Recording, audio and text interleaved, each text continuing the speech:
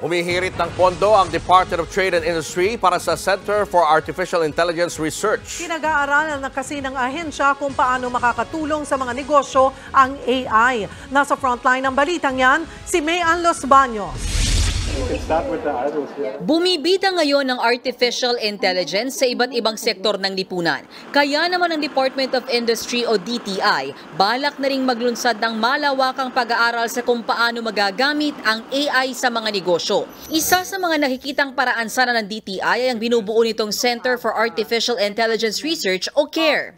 Ang problema, hindi ito pinondohan ng Department of Budget and Management para sa susunod na taon. AI is so important. Yusek Aldaba, bakit siniro? And there must be a reason why they did not fund you. And just tell us, probably convince us, the chair, why is this center?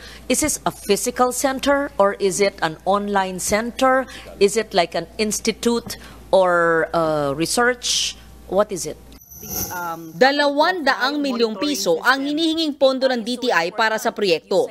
Kasama na rito ang pagpapatayo ng building kung saan gagawin ng research at training, pasweldo sa mga kukuning scientists at engineers, at sa mga bibiling supercomputer. The model is the A-star of Singapore. See, industry-oriented, it's not an academic research. It's a way to sensitize and to help MSMEs adopt AI in their operations. These small, medium enterprises would need assistance, and this is the center that will do that.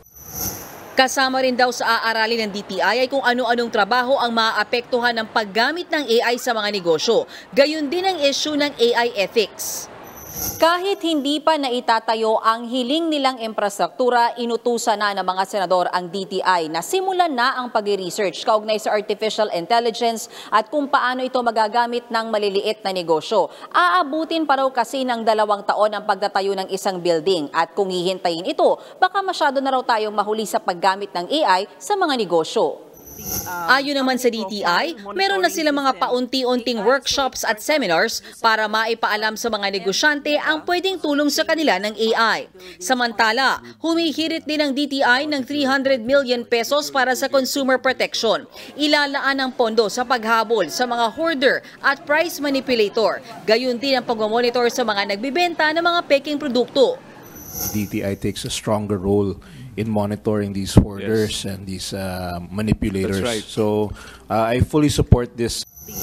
Lumusot naman sa committee level ng Senado ang hinihinging 7.91 billion pesos na budget ng DTI at ng mga attached agencies nito. Hiningi naman ng mga senador ang CARE Roadmap o buong plano ng DTI para sa pagtatayo ng AI Research Center para mapag-aralan ang ibibigay na pondo para dito. Nagbabalita mula sa Frontline, Mayan Los Baños, News 5. Mga kapatid, Julius Babaw po. Huwag maging huli at maging una sa lahat ng balitaan. Para sa tuloy-tuloy na talakayan sa Frontline, mag-follow at mag-subscribe sa social media pages ng News 5.